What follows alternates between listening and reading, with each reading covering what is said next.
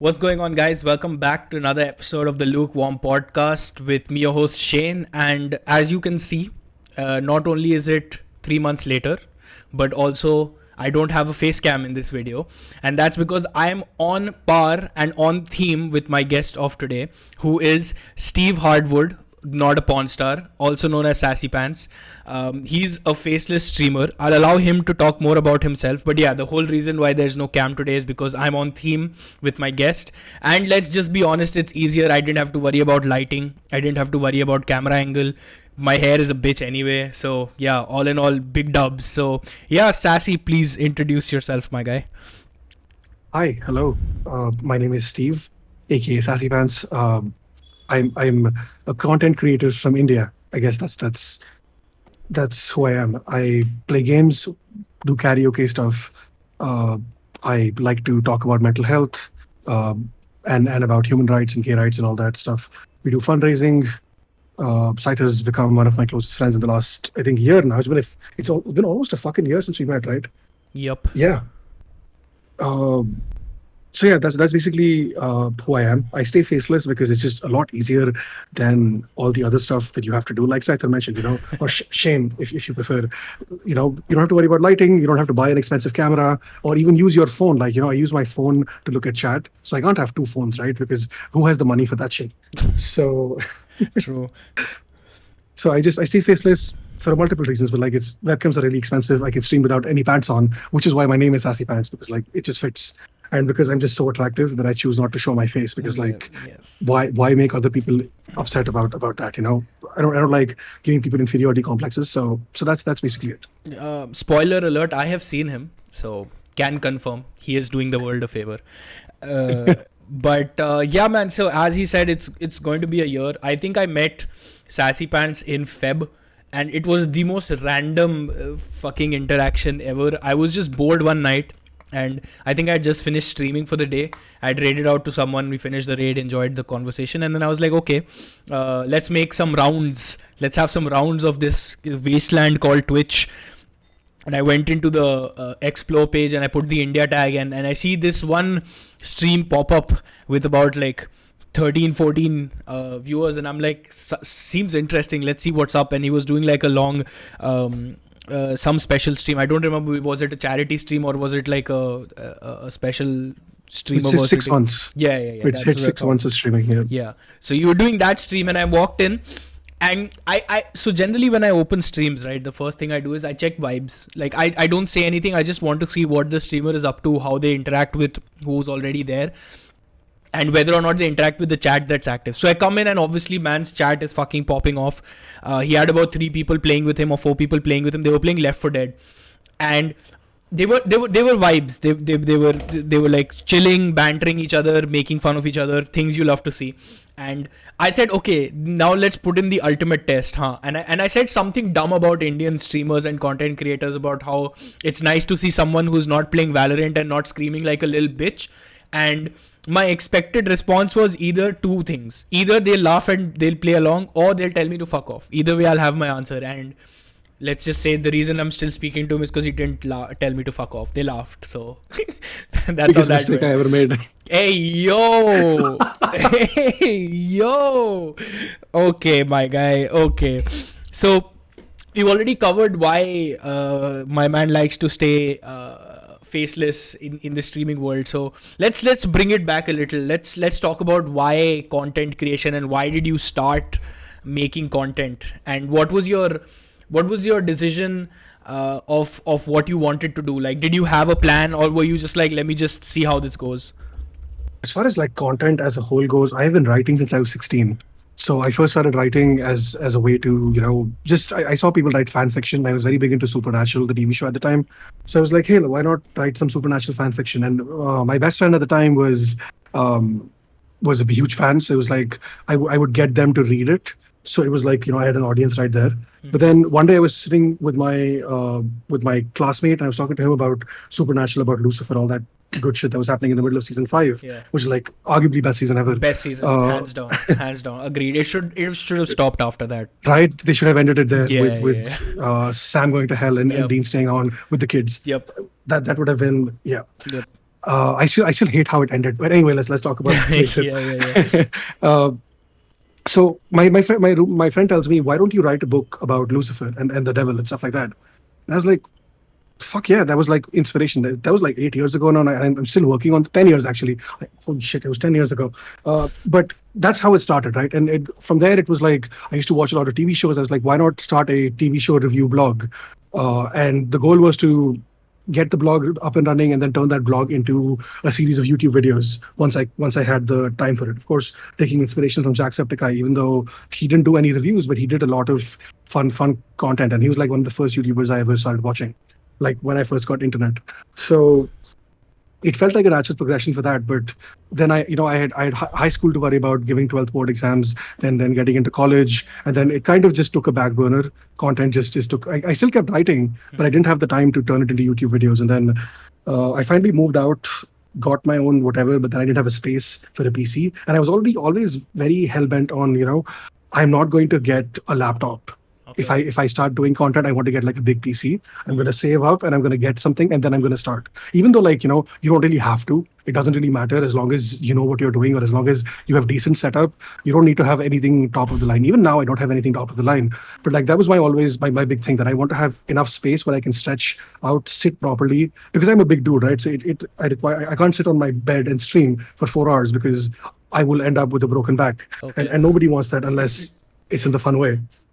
My So man has just proceeded to diss my laptop because I use that for recording. Man's dissed my place of sitting because I sit on my bed and do my shit. It's not no, even 10 minutes in. that's not that is not what I meant. I meant, like, for me personally, Yeah. it doesn't fit because of my size. Yep. Like that's the reason why I couldn't do it, because like I for me, comfort is very important. Like physical comfort, where I'm sitting. I need to have that like Right. properly set up, Right. right? So I moved out, went to Boston for 2 years to do my masters and everything. Even then, I didn't have space for anything, and I couldn't afford anyone there either. So my goal was to come back home when I would come back home, which I didn't know at the time, and use everything I had saved up to buy myself a PC. So finally made it back October 2020, and took me 6 months to get my own place. I'm still living with my grandparents, but I didn't have my own room at the time. Right. So the minute I got my own room, the first thing I did was buy a new PC. I spent almost 6 months of my income plus some tax refund that I got to buy myself like a mid-range PC. It's not nothing top of the line. I have a 2060 and like a single monitor setup. I use my phone for chat, like I said. Right. So it was never like a plan, like, I'm gonna do my research into Twitch and figure out how it works. It was literally just, I like playing Assassin's Creed, and why not just do it on Twitch? And I don't know how it happened. It was just one day I was talking to my best friend, and I was just like, Twitch it is. So within like a month, I had bought the parts. Then I had to wait like 6 weeks for the parts to get here, because this was like the height of COVID Yeah. in India, Yeah. which was like April, May 2021. So for 6 weeks, I didn't get anything, but luckily the parts arrived like a week after we moved into our new place. So it was all felt like fate. So July first week, July 6th is when I started streaming with a dream. That's it. And it's been a year and a half at this point. There's been ups and downs, mostly downs, but like it's been fun. Gotten to meet pretty cool people, some random people who show up, have become part of the community so quickly. Like they've been around forever. Like, Like like me. you and I, we met a year Like ago. me. Yeah, exactly. We met like a year ago, and it still feels like, like I've known you forever, but also feels like we just met. Yeah. So, and that's what it's all about. That's why I wanted to do it anyway. So, feels like a win to me. Yeah, no. See, the thing is, it feels like mostly everyone has the same mindset when they start out. Like, hey, I'm already playing video games, might as well just stream. And most of the people take that and go into it, and then it just eventually dies out because they don't realize that streaming isn't just about playing video games. And saying that, what you said, like, it felt like you were just talking to me, because exactly same thing happened with me. Like, I came back from Spain after my masters. I had nothing going on, and one day I'm just talking to my friend. I'm like, do you think if I started a podcast, people would listen? He's like, I don't know about people, but I'd listen. And I'm like, yeah, bro, that's all the validation I ever needed in life. So I just started doing initially started doing the podcasts. This is a self plug for my own podcast that you're listening to / watching right now. But I started doing my podcast initially only on Spotify, like audio only. So I call it season 1, air quotes, season 1 of the podcast was only on Spotify. And then one day I was just talking to one of my really close friends. He's one of my mods on Twitch as well. And I was like, bro, do you think if I stream, people will watch? And he's like, only one way to find out. I'm like, bro, you're speaking my language once again. and I just went for it. I just went for it because... And at that point, I didn't really, height of COVID, job wasn't really doing much. I was like, I have some free time, might as well invest it. And so just saying that, like, let's say tomorrow or someone randomly listening to this podcast and they're like, okay, I want to stream as well. What would you say is the biggest thing that someone should take into consideration before starting their streaming journey? Oh, that's a big one. It's not going to be easy. Everybody assumes you set up your camera, set up your mic, and go live, and that's it. You're done. It is not that. There is so much more that goes into it. Right. It depends on whether you're doing it for just the gameplay of it, or if you're actually doing it to build a community, which are two very, very different things. But I feel like once you get to a certain point, it does become about community. But like, let's not go that far yet. Yep. The most important thing you need to understand is that there are millions of people doing the same exact thing, right? So you're not going to find success overnight. You're not going to find success a year and a half in. You're not going to find success. So you need to define what success means for you. And it sounds very hypocritical coming from me because like Shane and I had talked about this all the fucking time about how upset I get because streams are not doing well, or because I'm struggling so hard and I'm doing so much but nothing's happening, and all that shit that you people cry about. And I say people, but I'm mostly mean just me. But what I've realized the last few whatever is that for me, success now is the people that I meet, the people that I talk to, the people that I interact with, and building that community, building relationships with them. In August, I did self-plug time. I did my first episode of my podcast, which is called the Steve Say Shit Show, which was about Independence Day and about how queer people in India live in an independent country but don't really feel free or feel like they're independent. We met someone during that conversation who came in through a raid, and she showed up August 15th. Today is November 18th. It's been 3 months, and she has become part of the community. It feels like she's been here forever, right? And that's what I want to do. That's what I want to focus on. But again, sorry, to answer your question, the first thing you should consider is why am I doing this? That's what's most important. Why do you want to stream? Do you want to do it for fun? Do you want to do it for money? Do you want to do it for fame? And depending on what your answer is, you need to shape your focus based on that. If you're doing it for the fame, probably not going to happen for the next 5 years, 10 years, unless somehow magically you blow up and you get something happens magically there, which it's been known to happen, but like it's very, very rare. If you're doing it for the money, again, same thing. You need to build an audience for it first. If you're doing it just for fun, then how do you make sure you keep having fun? Because at what point does it go from I'm doing it for fun, but I only have fun when people are watching me. So if nobody's watching me, I'm not having fun. Right.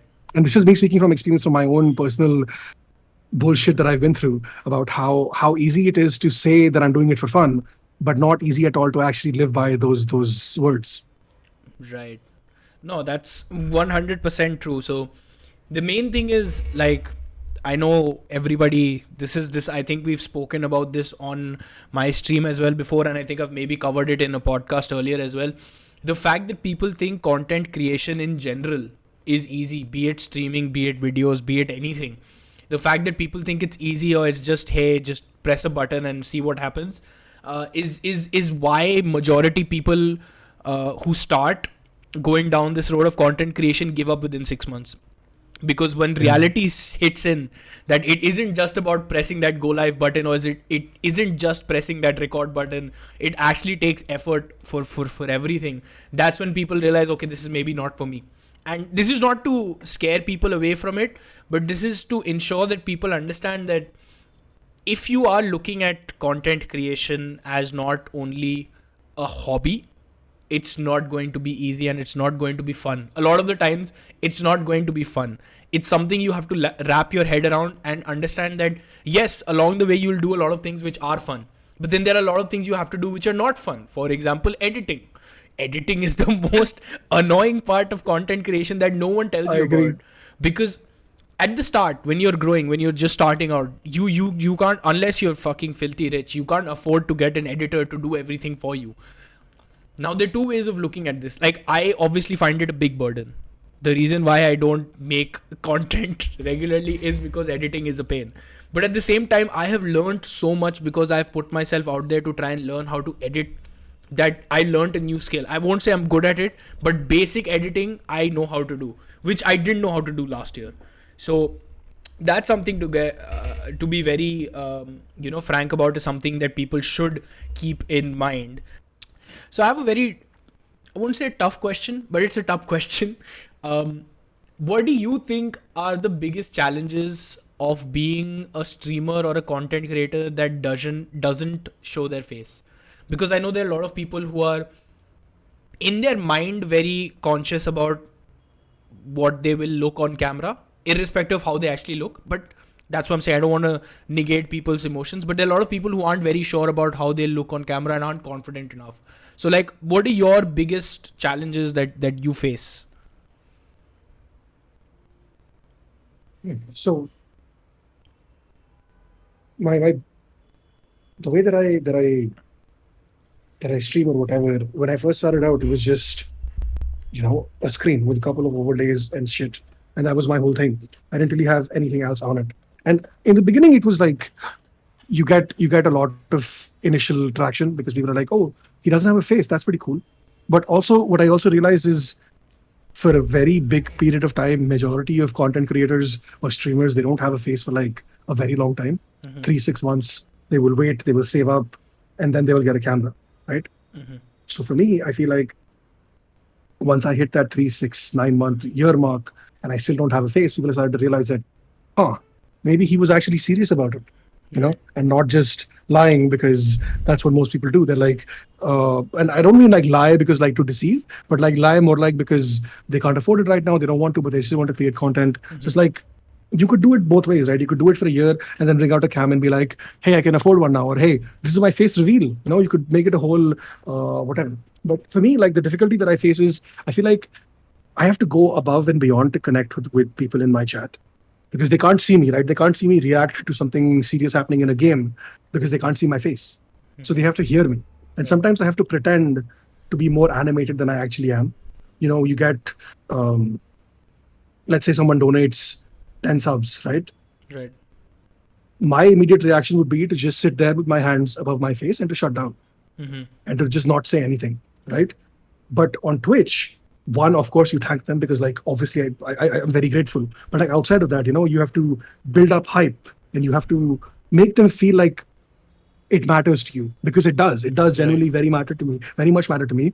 But like, I'm very bad at expressing it outside of my facial expressions, which is so stupid. Like someone who requires their face for so much stuff, and I don't have a face, right? So for me, sometimes, like, I will repeatedly say thank you, and to a point where it gets irritating. I will at the end of stream, I will thank them. During the time, I will be like, I'm just so grateful. Like, and it's always, never expected, but always appreciated. That's what I like to say. Yep. But other things, right? Like, let's say we were playing Assassin's Creed the other day, and there was a cutscene where the guy's talking, halfway through a sentence, he gets spiked from above, and he just dies. Yeah. And I wasn't expecting it at all, because I wasn't prepared, and I just stood there. I just sat there for 5 minutes in silence. Yeah. But like, people in chat were like, "Holy shit, what just happened?" And then I had to, audibly say, "Holy shit, I can't believe that happened." And then I have to tell people what I'm doing. Like, I'm sitting here with my hands with my head in my hands, because I can't show them. So it becomes like a role playing thing, which is why I like D&D so much. You Right. show. It's about showing, not telling. That's what good writing is about. Right. But without a cam, it becomes more about telling and not showing. So I feel like it in the beginning it was like a big novelty, and now the novelty has started to worn off, starting to wear off, whatever. And but see, that's the thing, right? My being faceless was not like something I decided on a whim. It was something that I was very clear about since the beginning. And I have been very constant about the fact that, no matter what I do, I'm not going to have a face till we hit 10,000 subscribers on Twitch, which is a big fucking milestone. It's like a lot of money, and like I don't expect to hit it for like another 5 years at least. But the reason why I did it that way is because I don't do it. I'm not doing it for like a gimmick or like because um, it's fun or whatever. I do it because I have issues, self-esteem issues with the way that I look and all of that stuff. And for me, it was always like if they don't know what I look like, they will like me for the content that I create and for the things that I do and say rather than for the way that I look. And I feel like the last 3 months, especially more than whatever, I've been very vocal about that. Not on stream, but like I like physically, I have to like remind myself before I go live. This is why I'm doing it. This is why I don't have a face, and this is why I don't need a cam. Because there've been instances in the past year and a half where I've been like, okay, you know what? Maybe I just give up and I just get a camera because that's what people seem to want, and or maybe I'm just not good enough without a face. So maybe they do need to see my face or whatever other self-doubt that creeps in, right? Because self-doubt is like the one big thing that you have to deal with. And it gets worse when they can't see your face because when I'm talking about serious shit, people don't know it's serious shit till like, I get my voice deep and I talk about it seriously. Or like if something funny is happening, I have to like, I can't just laugh silently. I have to laugh audibly out loud. And sometimes I go back and I hit my laugh. But then there is no other choice, right? I can't not laugh. Yeah. Like I can't laugh without a face if I don't have a face. But like, you know what I mean, right? Yeah. So it's but see, at the end of the day, I do it because it's my one thing, right? It's the one thing that I truly believe in, that I like doing it this way, right? Even when I decide to do a face reveal, it's only going to be like a face reveal, like probably like I put up a picture or I'll put up a YouTube, whatever, but it's not going to be like a webcam starting now, because I don't think I ever want to do that. I like creating content the way that I do, and sure, it might take me a little bit longer to gain traction than other people who have their face out and who can make stupid little faces for their thumbnails. Hey, But that's okay. Yo. What the fuck? That is how YouTube works, right? You make silly little faces for your thumbnails, and that's Wow. what makes people click on them. Okay, So like, bro. I don't have that, right? Okay, bro. Fair enough. So, okay. I mean, yeah, that all of that does make sense. So when I started streaming like last year in June, I started streaming in June. Exactly a month before you, by the way. June 6th was when I started streaming. That is Yeah, insane how that played out that way. But for about a good June, July, August, September, October, 5 months, I didn't have a cam. Like I was streaming directly from my PlayStation, only audio. And something I realized is you are correct to an extent, wherein obviously what you're saying about when something crazy happens, you can't just sit there in silence while you yourself are in awe. You have to compensate for not having a face. But at the same time, I during that period where I didn't have a face cam, I felt like I connected a lot more with people because they were there to watch, because they couldn't watch me. Because so literally, if people showed up, they were literally showing up to watch whatever the fuck I was doing, whether it was playing GTA, whether it was playing FIFA, whether it was playing anything, whatever I was doing. But I always had this idea in my mind that, how I want to do streams is I want to be able to start off with a just chatting segment. Then I want to transition into my gameplay. And then, constant. Not that I needed to have a face cam, but I wanted to do that. And eventually in like November or so, I decided to like get a face cam saved up. Got a few payouts from Twitch, got a webcam, and I did this whole big ass huge face reveal stream, and it was fun. It was fun because see, I never had this goal of not wanting to show my face, but at the same time, in that entire period, the amount of there was this question of how does he look? I want to see what he looks like, because not many people believed that I was from India, firstly, because of the way I spoke. They're like, yeah, you have that slight accent, but if you didn't tell us you were from India, we wouldn't have gone there automatically. So then they were like, you sound like that, I want to see what you look like, because obviously everyone has a stereotypical image of what an Indian dude should look like. And yeah, so it was hype. And the day I did that face reveal, I think I had a huge amount of new people come in. I had a huge amount of people from the Discord servers that I wasn't come in just to check how I looked. And it was a good positive response. Not saying that people were out there like, oh my god, you're the fucking sexiest human being on planet Earth. There were a lot of people who said, holy shit, this is exactly how we thought you wouldn't look like. But whatever that meant. And yeah, but it was fun. And after that, I'm not saying I connected more with people. Yeah, it gave me a lot of advantages. Everything that you talked about in terms of I don't have to constantly talk. You can see expressions on my face. All of that shit. Like, you've seen that clip of me that you mostly keep playing on your fucking Twitch every time I raid of the FIFA clip. Like, that clip would not have been that clip if it didn't have face cam. Because like half the things were just my expression, like, holy shit, what the fuck just happened?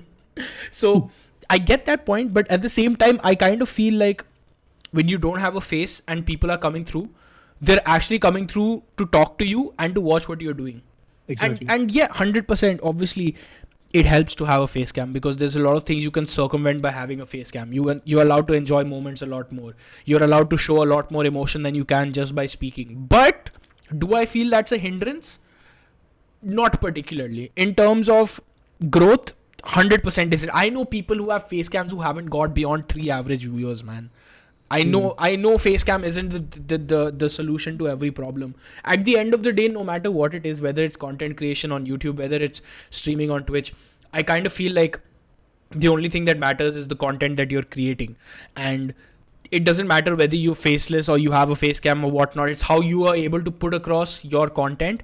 And then obviously, as you said, it takes a lot more effort because you're limited by not having a face cam. But at the same time, having a face cam takes a lot of effort too. Like, that is true. Everything I mentioned is finding the perfect fucking camera angle, the lighting, the making sure your fucking face cooperates, all of that shit.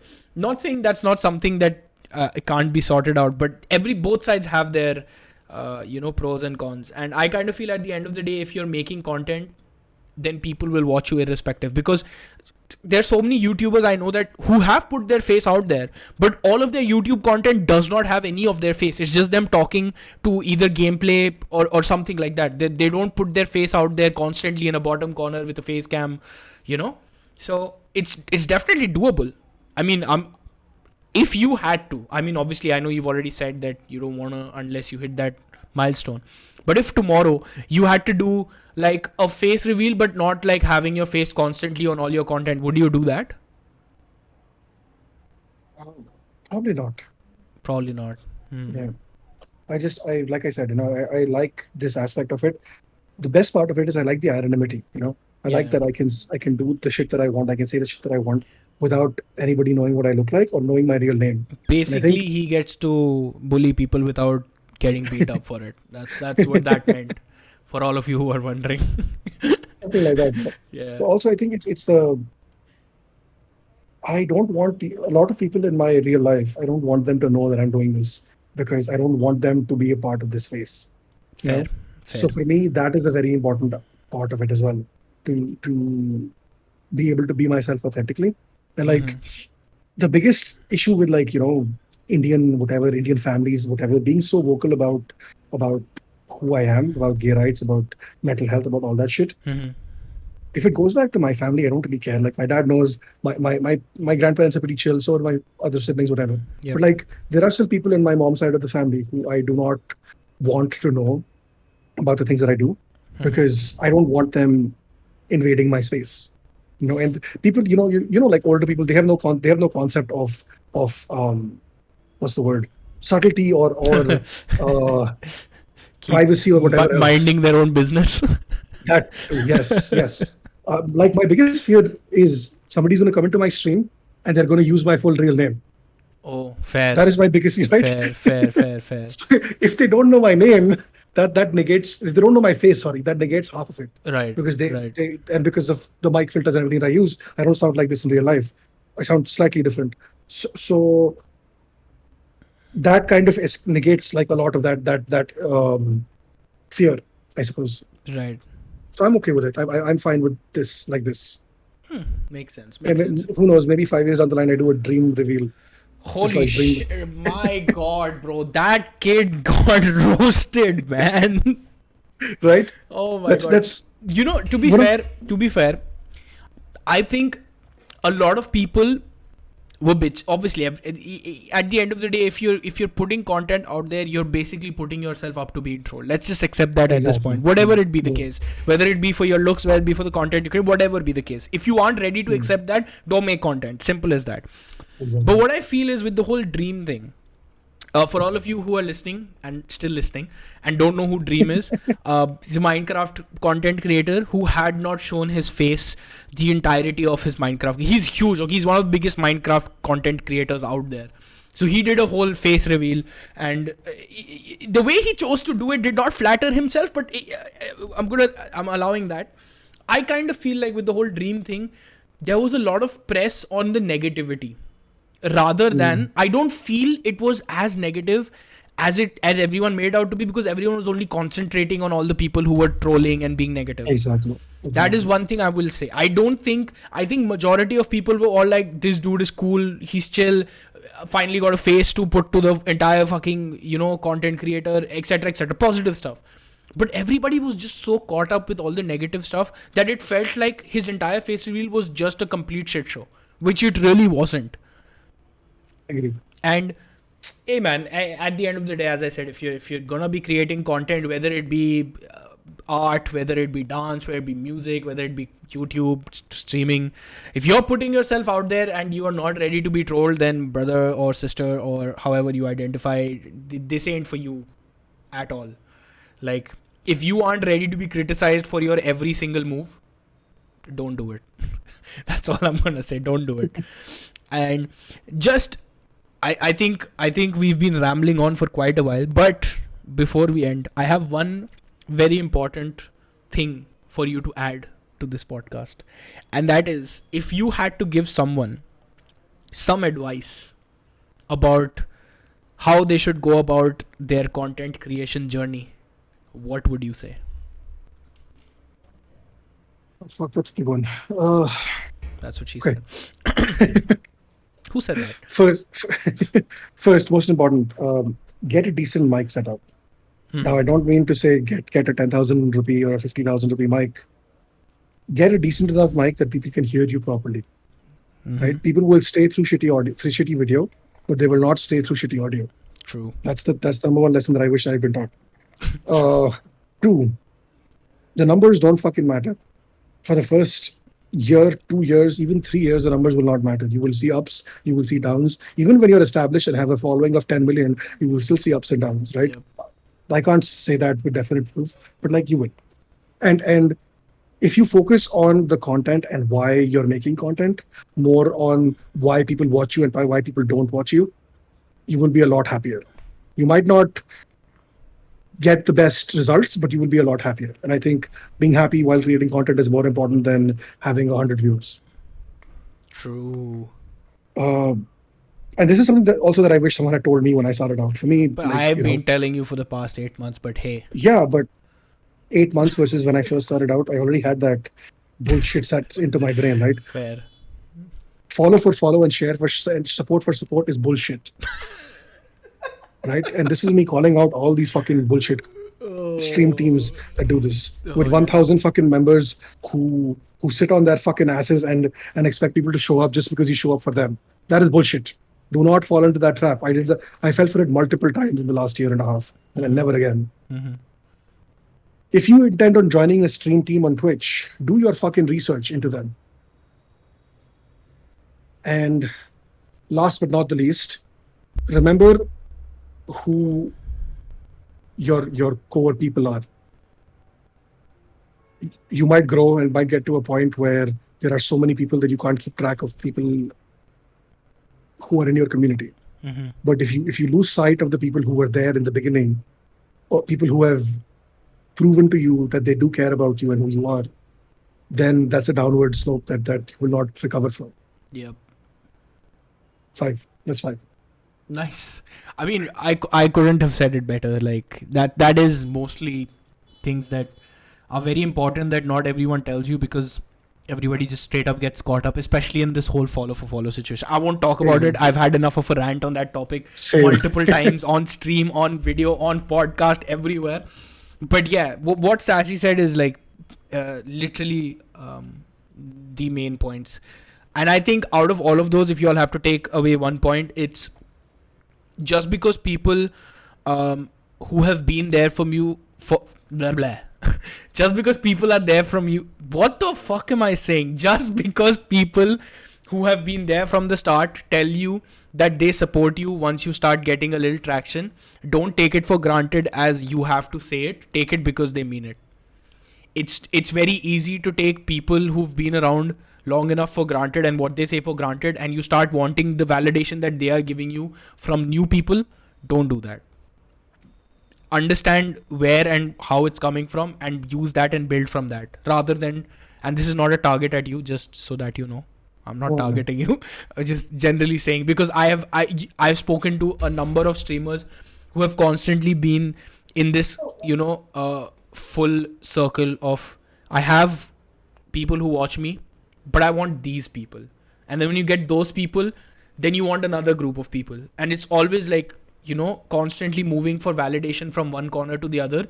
Forget about people's validation. Concentrate on the people who are there. Concentrate on the content you're making and just have fun with it. As he said, fun is the main thing. And I completely agree. One final thing I want to add is go for it. Be very mindful of your values. What you set as benchmarks for your community, for yourself. Be very careful that you need to stick to those, because if you flop on those, if you go backwards and forwards on those are like the most important things that people will remember. So if you believe in something and you say you believe in something, you need to show you believe in it as well, no matter how difficult the decision around it is. True. Couldn't agree more.